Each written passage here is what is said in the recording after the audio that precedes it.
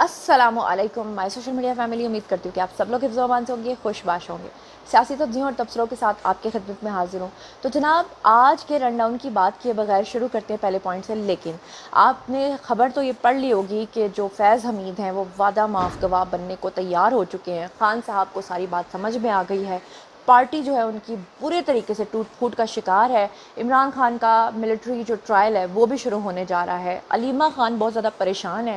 दूसरी तरफ शेर अफजल मरवत जो हैं उन्होंने अपनी एक नई कहानी डाल दी है और इमरान खान ने एक बड़ी अजीब किस्म की फरमाइश की है। उस फरमाइश को सुनने के बाद हंस हंस के आप लोटपोट हो जाएंगे। ये तमाम मामला क्या हैं? सदर आरिफ अलवी जो हैं उनका भी आए रोज़ जो है कोई ना कोई उल्टा सीधा बयान आता है।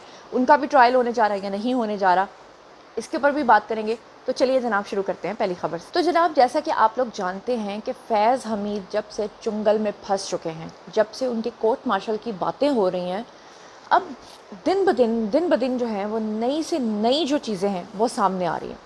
इसके ऊपर आपको याद होगा कि इमरान खान ने जब से फैज़ हमीद अंदर गए हैं कितने सारे यू टर्न्स लिए। नंबर एक, पहले इमरान खान ने कहा कि हमारा तो फैज़ हमीद से कोई ताल्लुक़ नहीं है। फिर बाद में इमरान खान ने यू टर्न लेते हुए कहा कि फ़ैज़ हमीद तो हमारा असासा है।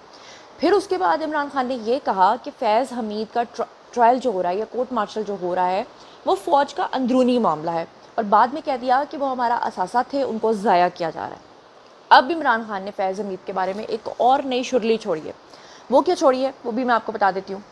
इमरान खान का कहना ये है कि फ़ैज़ हमीद को जो इन्होंने गिरफ़्तार किया है, जो उनको पकड़ा है, वो दरअसल इमरान खान के ख़िलाफ़ एक बहुत बड़ी साजिश है। अब वो कैसे, वो मैं आपको एक्सप्लेन करती हूँ।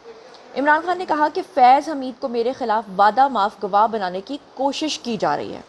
और आपको पूरी कहानी सुनाती हूँ कि इमरान खान ने कहा क्या। इमरान खान ने कहा कि लेफ्टिनेंट जनरल फैज़ हमीद का सारा ड्रामा मुझे मिलिट्री कोर्ट ले जाने के लिए किया जा रहा है, क्योंकि आपको पता है कि अब पत्थर पे लकीर हो गई है ये बात कि इमरान खान का जो मिलिट्री कोर्ट्स हैं वहाँ पर उनका एहतसाब होगा, उनको प्रॉपर तरीके से सज़ा मिलेगी, जिसकी वजह से इमरान खान ने शुरू में ही उसको कंट्रोवर्शियल बनाने के लिए उसको मशरूत कर दिया है फैज़ हमीद के मामले के साथ। उन्होंने कहा कि मुझे मिलिट्री कोर्ट ले जाने के लिए ये सब कुछ किया जा रहा है, जनरल फैज़ को मेरे ख़िलाफ़ वादा माफ़ गवाह बनाने की कोशिश की जा रही है। और आपको बताऊं कि ये सारी बातें जब भी वो करते हैं ना, और ये जो जितनी भी शुरलियाँ खान सब छोड़ते हैं, ये उस वक्त छोड़ते हैं जब वो अडयाला जेल आते हैं। वहाँ पर कुछ सहाफ़ी हज़रात हैं जिनको इजाज़त मिली हुई है, तकरीबन 4 के करीब है, उनसे ये बातें करते हैं। उन्होंने कहा कि ये जनरल रिटायर्ड फैज़ जो हैं इनसे कोई ना कोई बयान दिलवाएंगे कि 9 में साजिश थी, और अगर जनरल फैज़ जो हैं उन्होंने मेरी गिरफ़्तारी का ऑर्डर किया और सीसीटीवी फुटेज चोरी की तो इनको पकड़ेंगे, मगर जो साजिश करता है वो जुडिशल कमीशन का मुतालबा नहीं करता। रिजीम चेंज हमारे ख़िलाफ़ हुआ तो मुझे ही जेल में डाल दिया गया। अब असल में खान साहब को डर क्या है? खान साहब को इस बात का डर है कि फैज़ हमीद जो है ना वो सारा कच्चा चट्टा खोल देंगे, और फैज़ हमीद भी कोई इतनी कच्ची गोलियां तो खेले हुए नहीं है कि वो ज़ुबान से कोई भी बयान देंगे और उसको मान लिया जाएगा। आखिर वो ISI के हेड रह चुके हैं। ऐसा कैसे पॉसिबल है कि जो फैज़ हमीद हैं उनको गिरफ़्तार करने से पहले जिन लोगों ने गिरफ़्तार किया है उनके पास सबूत नहीं होंगे? और ऐसा कैसे पॉसिबल है कि जब उनको पकड़ कर उनकी चीज़ें उनको दिखाई जाएंगी तो वो आगे फ़र्दर सबूत नहीं देंगे? ये पॉसिबल नहीं है। इसके अलावा इमरान खान ने फिर से दोबारा जनरल बाजवा के ऊपर इल्ज़ाम आयद करते हुए कहा कि उन्होंने मेरी पीठ में छुरा घोंपा। ये उन्होंने फिर से कहा। तो अब किसने किसकी पीठ में छुरा घोंपा? किस किस ने 2030 तक का प्लान बनाया हुआ था, और कौन कौन अब इसमें ज़लील हो रहा है? कौन कौन बैठा हुआ था कि हम बाकियों को ज़लील करेंगे? इसीलिए कहते हैं अल्लाह ताला, क्या इब्ने आदम, एक तेरी चाहत है और एक मेरी चाहत है, होगा वो जो मेरी चाहत है। दूसरी तरफ अगर हम बात करें बुशरा बीबी और इमरान खान की, तो उनकी मुश्किलात अब आने वाले हर एक दिन के साथ जो है वो बढ़ती चली जाएंगी। अब आपको बता दूं कि जो तोशा खाना का रेफरेंस है, जो नया तोशा खाना का रेफरेंस है, उसमें इमरान खान और बुशरा बीबी का 14 दिन का जुडिशल रिमांड जो है वो मंजूर हो गया है। इसकी क्या तफसीलात हैं ज़रा ये भी सुन लीजिएगा कि अडयाला जेल में एहतसाब अदालत इस्लामाबाद के जज अजीज नासिर जावेद राना उन्होंने समाअत की केस की, और बुशरा बीबी को और इमरान खान को 11 दिन का जिस्मानी रिमांड जो है उसके बाद पेश किया गया। बानिया PTI और बुशरा बीबी की जानिब से उनके जो वकील हैं बैरिस्टर सलमान सफदर वो पेश हुए, जबकि नैब के जो प्रोसिक्यूटर हैं जनरल सरदार मुजफ्फर अब्बासी वो अपनी टीम के हमरा वहाँ पर पेश हुए। नैब ने बानिया PTI और बुशरा बीबी के मज़ीद जिस्मानी रिमांड की इस्तदा की और मौक़िफ़ इख्तियार किया कि इमरान खान शामिल तफ्तीश हो गए हैं और अपने हाथ से लिखा हुआ बयान तफ्तीशी टीम के हवाले उन्होंने कर दिया है, जबकि बुशरा बीबी ने भी तहरीरी बयान जो है वह नैब में जमा करवा दिया है। آپ کو یاد ہوگا کہ نیب نے پہلے بشرا بی بی کو جب بلایا تھا تو بشرا بی بی کیا بہانے کرتی تھی، وہ کہتی تھی میں تو پڑھی لکھی نہیں ہوں، میں تو ان پڑھ ہوں، مجھے تو پتہ ہی کچھ نہیں ہے. لیکن اب اس کے بعد آپ کو یاد ہے پھر اگلی پیشوں میں بشرا بی بی نے کیا بہانہ لگایا کہ جی ٹھیک ہے میں نے ایف اے تو پاس کیا لیکن مجھے انگریزی نہیں آتی ہے، اور انگریزی میں مجھے سوالوں کے جواب بھی نہیں آتے. پھر جب ان سے کہا گیا کہ اردو میں لکھ کے دیں، مطلب ان کو سمجھ آ گئی کہ کسی طرح سے مجھے چھوڑنے والے نہیں ہیں. احتساب عدالت اسلام آباد نے دونوں ملزمان کا 14 دن کا جو جوڈیشل ریمانڈ ہے وہ دیتے ہوئے انہیں اڈیالہ جیل میں رکھنے کا حکم دیا ہے. نئے توشہ خانہ ریفرنس میں دونوں ملزمان کو 2 سپٹمبر تک دوبارہ عدالت کے اندر پیش کیا جائے گا، اور اب آنے والا ہر دن جو ہے وہ بشرا بی بی اور عمران خان کے لیے بے حد مشکل جو ہے وہ ہونے جا رہا ہے. اور میں آپ کو بتاؤں کہ آنے والے دنوں میں آپ دیکھیں گے کہ فیض حمید جو ہیں وہ اپنے آپ کو بچانے کے لیے نا سارا ملبہ عمران خان پر ڈالیں گے. حالانکہ یہ حقیقت ہے کہ فیض حمید بھی اس میں پیش رہے، بہت سی چیزیں جو ہیں اس کو ایگزیکیوٹ کرنے میں عمران خان اور فیض حمید کا 50-50 کا حصہ تھا. لیکن آنے والے دنوں میں یہ دونوں حضرات ایک دوسرے کو گالم گلوچ کرتے ہوئے نظر آئیں گے، یہ میں آپ کو پہلے بتا دوں.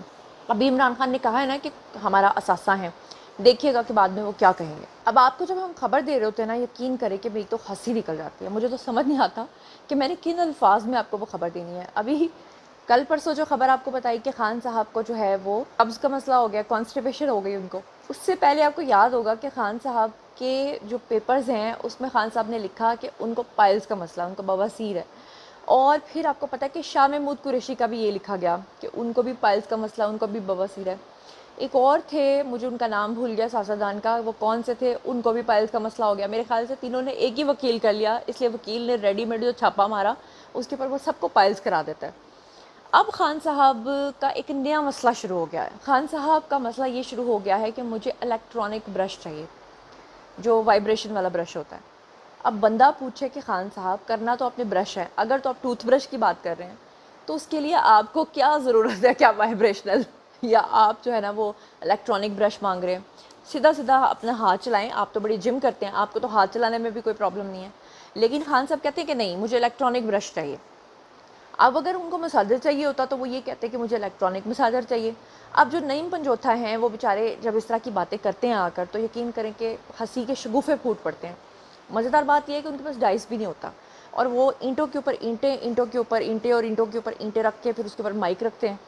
بڑی مشکل سے وہ کہتے ہیں کہ خان صاحب جو ہیں وہ جیل کے اندر بڑی تکلیف میں ہیں، بڑی پریشانی میں ہیں، اور اینڈ پر وہ جو مطالبہ کرتے ہیں وہ اتنا ہلیریس ہوتا ہے کہ اس کو سن کے بندہ سوچتا ہے کہ یار یہ انسان جو ہے ہمارے ملک کے اوپر 25 کروڑ عوام کا وزیر اعظم رہا ہے. اوپر سے شیر افضل مروت جو ہیں وہ اتنے ہلیریس قسم کے بیانات دیتے ہیں. شیر افضل مروت کے بارے میں پوری پارٹی کے اندر یہ تاثر پایا جاتا ہے کہ وہ اسٹیبلشمنٹ کے بندے ہیں، اور شیر افضل مروت جو ہیں ان کو پہلے بڑی مشکل سے وہاں پہ لابنگ کر کے پارٹی سے نکالا گیا. فائنلی شیر افضل سے ملاقات کر لی عمران خان نے. اب شیر افضل مروت نے اتنے ہلیریس اور عجیب و غریب قسم کے گندے گندے بیانات دینا شروع کر دیے. شیر افضل مروت فرماتے ہیں کہ میں خان کے پاس جیل میں گیا، خان کی سانسوں سے میری سانسیں ٹکرائیں، خان نے مجھے گلے لگا لیا، مطلب یہ الفاظ ہیں، خان نے مجھے گلے لگا لیا، خان کا کے الفاظ اور خان کے منہ سے نکلتی ہوئی جو گرم گرم ہوا ہے وہ میرے کانوں کو ٹچ کر رہی تھی. اس طرح کے بیانات شیر افضل مروت کو سوٹ کرتے ہیں. بہرحال میں آپ کو یہ بتا دوں کہ جو شیر افضل مروت ہیں ان کے اس بیان کے اوپر علیمہ آنٹی کو بڑا غصہ آیا، عرف سلائی مشینوں والی آنٹی. انہوں نے آ کر بڑی تنقید کی، انہوں نے کہا کہ جو لوگ چاہتے ہیں کہ وہ پارٹی کے ساتھ آگے چلیں تو پھر ان کو اس طرح کے بیانات نہیں دینے چاہیے. انہوں نے یہ بھی کہا کہ شیر افضل مروت نے جو یہ بات کی ہے کہ خان صاحب نے ان کو گلے لگایا تو ایسا کچھ بھی نہیں ہوا، انہوں نے صرف ہاتھ ملایا. کیا کہا علیمہ آنٹی نے؟ ہیو اے لک. دیکھیں کل شیر افضل مروت نے یہ بھی کہا کہ جب میں اندر گیا تو میں نے ہاتھ ملایا تو خان صاحب نے مجھے گلے لگا لیا. خان صاحب نے صرف ہاتھ ملایا تھا. میرے خیال میں باہر آ کے اس قسم کی چیزیں دیکھیں ہمیں عادت نہیں ہے، ہم تو جب آ کے بات جو ہوتی ہے صحیح بات ہوتی وہی کرتے ہیں. شیر افضل کو صحیح راستے میں چلنا چاہیے. اگر اس نے آگے چلنا ہے میرے خیال میں لیڈ کرنا ہے، وہ ثوابی کا بھی جلسہ ہو چکا ہے، لوگوں نے خود نکل آنا ہے، کسی کو لیڈ کرنے کی ضرورت نہیں ہے. ہاں شامل ہونا چاہیے، لیکن یہ کہنا کہ وہ کوئی جلسہ کر رہے ہیں، جلسہ یہ. اب بات کر لیتے ہیں جی عارف الوی کی. عارف الوی ہمارے صدر رہے ہیں. عارف الوی سے پوچھا گیا کہ خان صاحب کب باہر آئیں گے تو عارف الوی نے کہا بہت جلد. لیکن سوال یہ پیدا ہوتا ہے کہ ہم بھی آپ کو یہ خبریں دیتے رہے ہیں کہ جب عارف الوی جو ہیں وہ پریزیڈنٹ نہیں رہیں گے اس کے بعد ان کا بھی ٹرائل ہوگا، ان کو بھی پکڑا جائے گا، کیونکہ بطور پریزیڈنٹ انہوں نے پورے ملک کا سوچنے کے بجائے اپنی پارٹی کو ترجیح دیتے ہوئے ہر چیز کے اندر رکھنا ڈالا ہے، اور باقاعدہ طور پہ وہ گلوریفائی کرتے رہے ہیں 9 مئی کے جتنے بھی لوگ ہیں، مجرمان ہیں، ملزمان ہیں، ان کو گلوریفائی کرتے رہے ہیں، اور وہ ہمیشہ عمران خان کا ہی نیریٹو جو ہے وہ بطور پریزیڈنٹ بن کے ہمارے اوپر مسلط کرتے رہے. تو پھر ان کو بھی پکڑا جانا چاہیے، کیونکہ جب یہ کہا جاتا ہے کہ فیض حمید اور ان کا پورا نیٹ ورک پکڑا جائے گا. اچھا، خبریں یہ بھی ہیں کہ نون لیگ کے بھی بہت سارے لوگ جو ہیں وہ فیض حمید کے نیٹ ورک کا حصہ تھے، جو ڈبل پالیسی ڈبل گیم کھیل رہے تھے، جس میں مبینہ طور پہ شاہد خاقان عباسی صاحب کا نام بھی آ رہا ہے، اس میں اور لوگوں کے نام بھی آ رہے ہیں. تو یہ تھا آج کا ویڈیو. باری جی آپ لوگوں کی آئی کامنٹ سیکشن میں، اور مجھے بتائیے کہ ان خبروں کے بارے میں آپ کیا سوچتے سمجھتے ہیں. جو کچھ بھی آپ سوچتے سمجھتے ہیں شیئر کیجیے، پرسنلی جواب دوں گی. مزید خبریں، ولاگز، انٹرویوز اور سیاسی تبدیلی جاننے کے لیے میرے ساتھ کنیکٹڈ رہنا ہرگز مت بھولیے گا. چینل کو سبسکرائب کر لیجیے گا. اپنا بہت بہت خیال رکھیے گا. اللہ نے کے بعد.